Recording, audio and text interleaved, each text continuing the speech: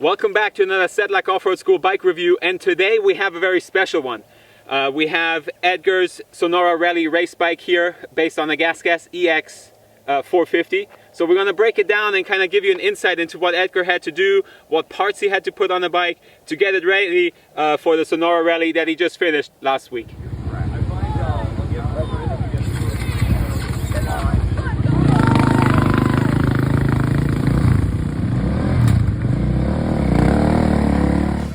So in order to get the bike ready for the rally, it had to be upgraded a certain way. Obviously, rally needs are completely different from the enduro and trail riding that this bike is intended for.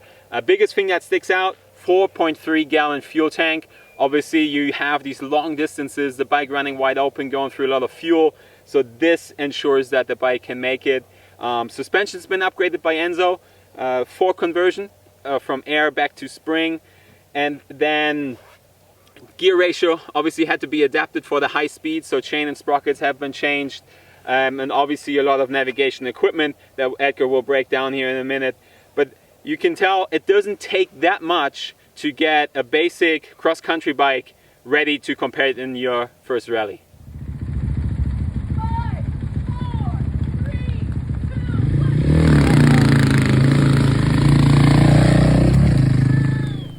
As you guys can see, I have a GPR V5 stabilizer on my bike.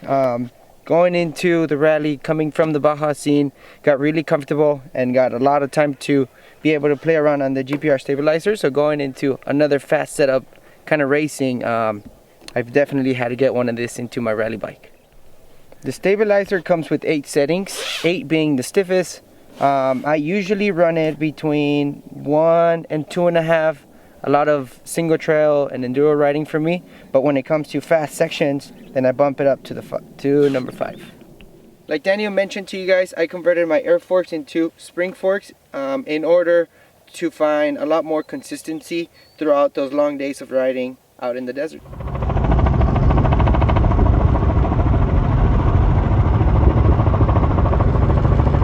In order to protect my bike out there, I'm running some radiator guards, a front disc brake cover, and of course some handguards. As you can see, Enzo also upgraded my rear shock. Overall, I'm running a off-road setup, a lot softer that you will run in your normal motocross or enduro setup. As you know, traction is very important, so with Sonora Rally being a very sandy rally, I went with the choice of Mita's TerraForce MX setup.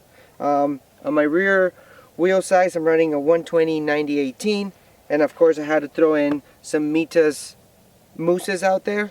Also for the front, I'm running a Mita's TerraForce MX setup. On the sizes, I went over for a 90/121, and of course I had to throw in my Mita's mousses, that way I don't have to worry about getting any flats out there. With the rally days being so long and riding over a bunch of different terrain, I had to upgrade my foot pegs into the Raptor titanium pegs, and of course I also upgraded the tip of my brake pedal. Of course, for the rally side, big part of the racing is your navigation, so you have to get a road book reader. I went out there and bought the RMS Rally Moto Shop bar mount. So as you can see, I mounted my road book reader into my bars, as well as a cap setting. So this one acts as like a compass, lets you know what directions you're going, and then another cool setting on it, it calculates your kilometers. As you can see, 2 main gadgets in my handlebars. So this gadget will help you control and play around with your instruments. With that being said, you got 2 types of instruments, so there's a couple of different buttons you can play around with. The 3 buttons on the top will help you to control your cap setting reader, and then the stick that's sticking out at the bottom will help you scroll through your road book. On the right side, I also have a spare one in case an incident happens out there. Always have to be ready for it. Quick intro on the road book side of it. There's 3 columns on it. First column on the left, it tells you your kilometer, and then middle column gives you an idea of what's out there or couple of dangers coming up, and then on the third and final column, it's usually a spot for you to write some notes. As you can see, I added some notes to my road book just to remind myself of what's coming up.